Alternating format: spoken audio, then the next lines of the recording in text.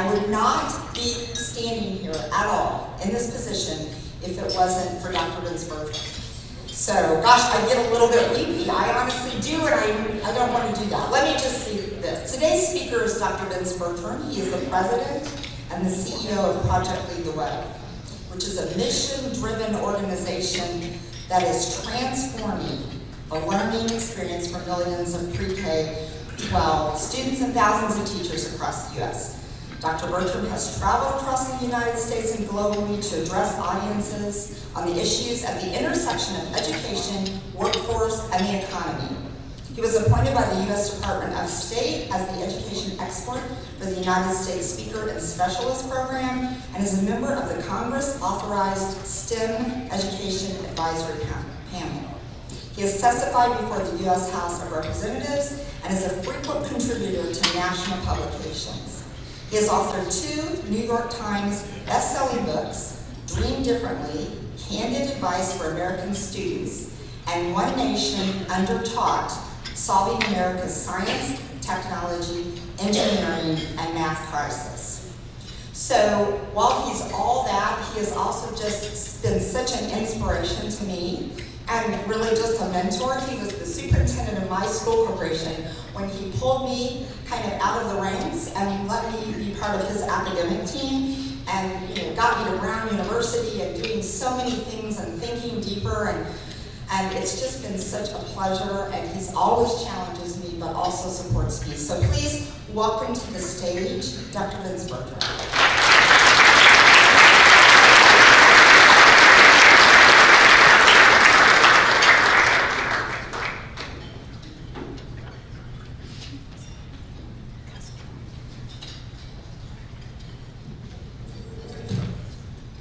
Candace, thank you very much. That was very kind.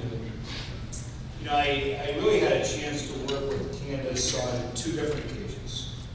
One as superintendent of schools. And I think about the vision we had for technology, which Candace helped create and implement. And we were pretty aggressive at that, so it was pretty exciting. And the second role was when I served on the Indiana State Board of Education. Candace helped lead our Department of Education, just doing amazing things across our state. And you could not have picked a better executive director than Candace Johnson.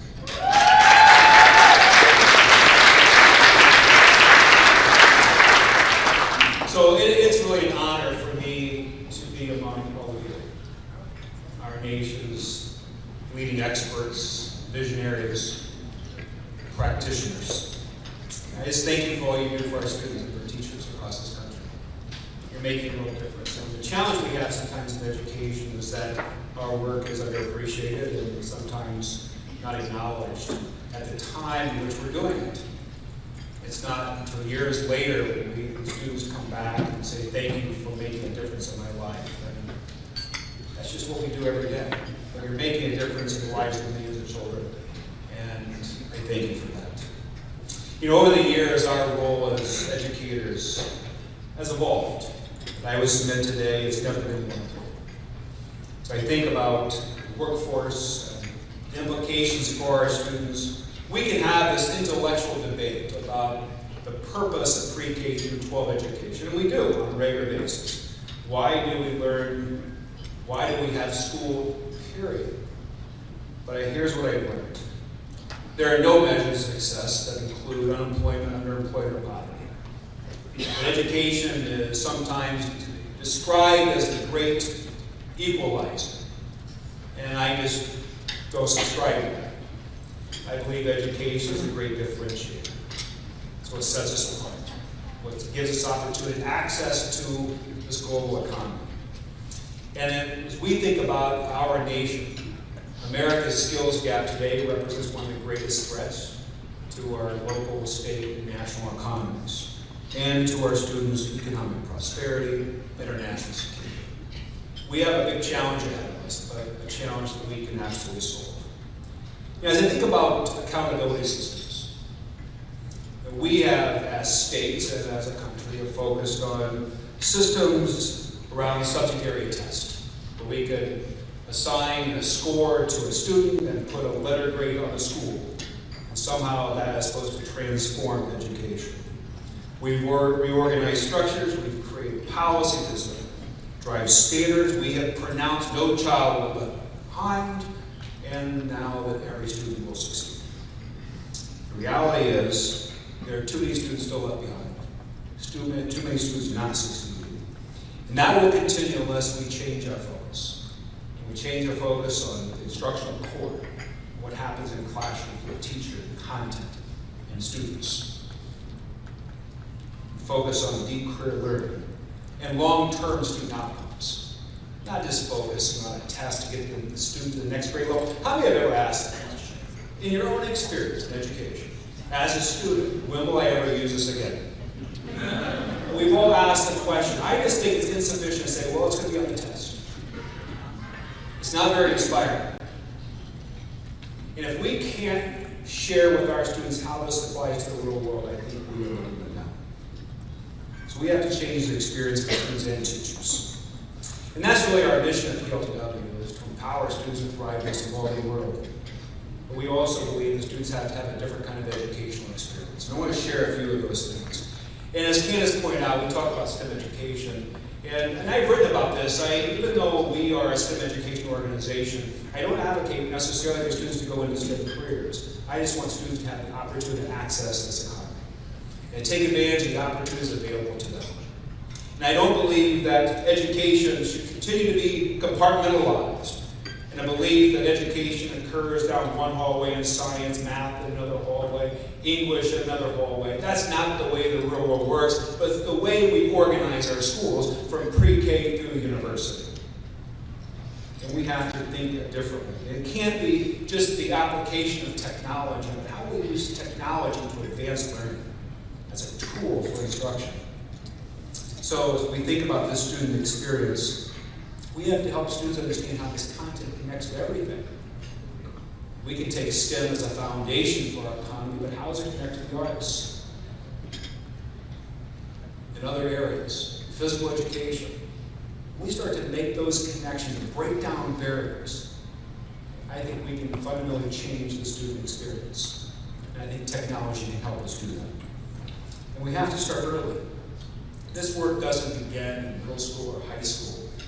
You know, as pointed out about, I always loved the whole issue of keyboarding. I remember when I was a superintendent, in fact, it was one of my first years, I said, why are we teaching keyboarding in 9th grade? You know why? Because that's the way we've always done it. So I did a little research. I'm like, why is it that we do this in 9th grade or 8th grade, upper middle school, early high school? Here's what I discovered. It's because the hands were the size to fit the homework on the keyboard. So we started teaching at those grade levels. And then at some point it occurred to us, what if we change the size of the keyboard? That we could, and now we have students who can type faster with their thumbs than I can type on a row. And people say, well, is that incorrect? No, it's absolutely correct. Just type as fast as you can type. And we don't have to do that anymore now. We just use voice recognition. Voice to text, so many things, the way technology evolved, and how are our systems evolving with that? We're trying to stay ahead of it. And we have to make all of this relevant for our students. We have to create pre-K through 12 pathways that lead to a variety of opportunities past high school. But we have to make it relevant. See, I learned something a long time ago about relevance. Before I was a superintendent, I was a high school principal for 8 years. And I got a call from one of my sons. I had 4 sons. I got a call from his teacher. And she said, we have a concern about Drew's math. Drew's pretty good at math. Well, what's your concern? I said, well, I asked him a question and they didn't know the answer. Oh, yeah, that's great. I said, you know, Drew is in preschool. Yeah, makes you know the answer to this. I said, what was the question? He said, well, Drew, if you have 12 pencils and I take 4 away, how many pencils do you have left over? My son looks at you, who cares? I only need 1 pencil. You know, it was the absolute right answer. It was absolutely irrelevant to him. That night we went home, I said, hey, Drew, what's the score of the basketball game? He said 59 to 54. I said, how many points are we down? He said, we're down to 5. Like, we don't have a math problem. We have a relevance problem. Okay, he's a senior at Purdue, he's a finance major right now. He's doing okay in math. Right? But we have to bring relevance to all of this. Make it real world for our students. We can take anything and give them real world examples. Make learning fun, exciting. We're just really missing it if we believe we can test our children's excellence. We have to inspire them. We have to foster their curiosity. The children come to school with this natural curiosity. They want to play. They want to explore. They're asking why. Why not? And then we say, because these are the rules. I always joke, it's like, as soon as new technology would come out, the first thing we would do is form a committee to figure out how to ban it instead of how to embrace it. We can make it different. We can nurture that curiosity and a student's growth mindset, which I believe is the most important outcomes of education, is that understanding we have to continue to grow and continue to learn. That learning never stops. And learning has never been more accessible to our students than it is today. Access instantly to a tremendous amount of information. How do we harness that in a way that's going to advance learning? We have to teach students how to fail. I was with a group of university presidents, and it's always an interesting group. You know, and I asked the question, I said, tell me what the biggest problem you have with our students when they arrive here. Now I was expecting to hear all of the discourse around remediation and so forth, and I had a president say to me, our students don't know how to fail. And my question then was, could you give me one example of one thing you had done to signal them before they arrive here that failure is okay? One, you get 3.8 GPA, or 1350 SAT that is scored to get in here. There's no room for failure at all. So my question is, how do we think about learning in a way where failure is just part of an iterative learning process? The students are programming robots, or they're creating things, they're building things, and realizing that along the way they're learning, and they're getting to a better outcome. How do we do that together? And I believe with all of that, we have to help students understand that when they say, I'm not good at that.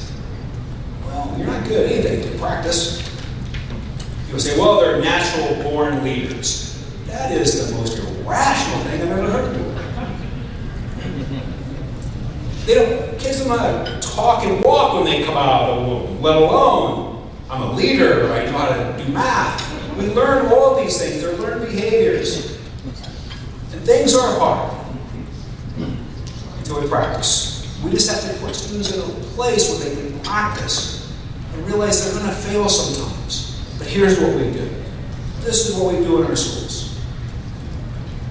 We accumulate points. We say this class is worth 100 points, there are going to be 9 quizzes, or 8 quizzes, and a final exam. And then we penalize students for where they began. They don't do well at the beginning, they don't get enough points, and then we give them a grade. And then we're just averaging students. We have to make individual learning a priority.